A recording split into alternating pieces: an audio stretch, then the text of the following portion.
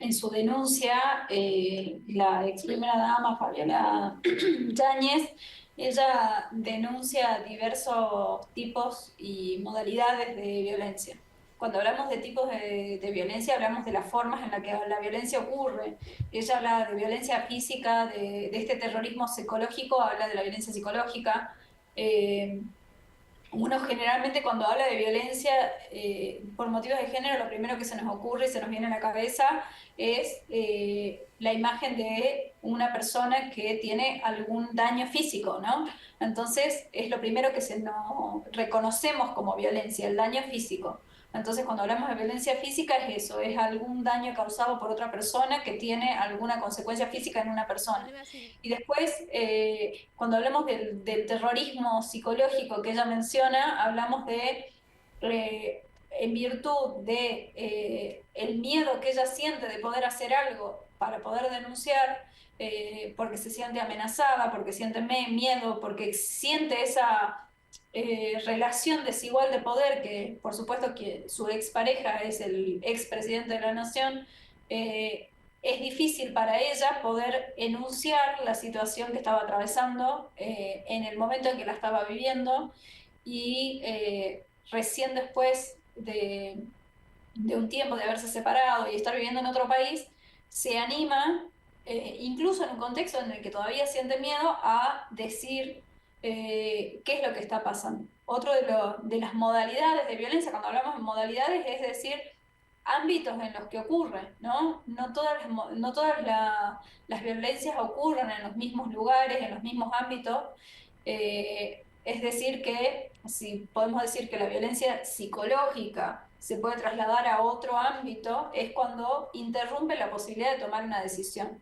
Entonces, pensamos en la violencia contra la libertad reproductiva, que es la que ella menciona, es la violencia que impide que uno pueda tomar la decisión sobre elegir cuántos hijos tener, si es que quiere tener hijos, en qué momento tenerlos, ¿no? Si es que incluso sobre los embarazos que quiere tener, si, el espacio entre embarazos.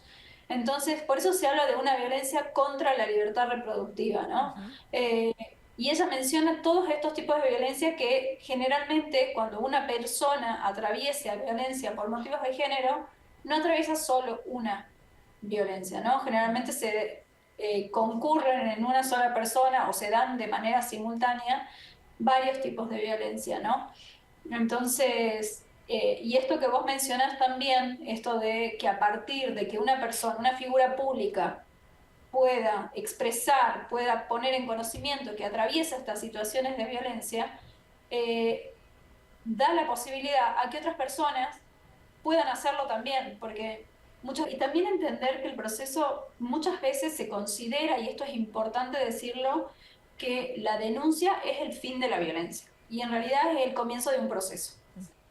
Pero la ley enumera una serie de medidas que este juez puede tomar, si bien estas medidas son enunciativas, es decir, son las posibles medidas, no son todas, desde impedir el acercamiento de esa persona para que no lo haga más, y si lo hiciera, ahí comete un delito, también es importante decirlo, porque muchas veces dice, el juez le impidió acercarse, pero esa persona sigue viniendo. Entonces dice, al final esa medida no sirve para nada, pero en realidad sí sirve porque cuando esa persona se acerca nuevamente violando la medida, está cometiendo un delito. Y eso agrava la situación de violencia. Es decir, que cuando yo denuncio que se violó la medida, esa persona puede terminar detenida por haber violado la medida. Eso como para hacer una aclaración. Sí. Después, a otro tipo de medidas pueden ser la consigna policial a los fines de proteger a la persona en situación de violencia. Muchas veces se asignan dispositivos como el botón antipánico o los dispositivos duales, es decir, el dispositivo es el que se le asigna al agresor y a la persona en situación de violencia para ver esto de saber cuántos metros hay entre la persona, si está cerca o no. También una de las últimas modificaciones que tuvo la 7888 es incorporar como medida que se le pueda asignar en lugar de a la víctima o a la persona en situación de violencia, al agresor la consigna.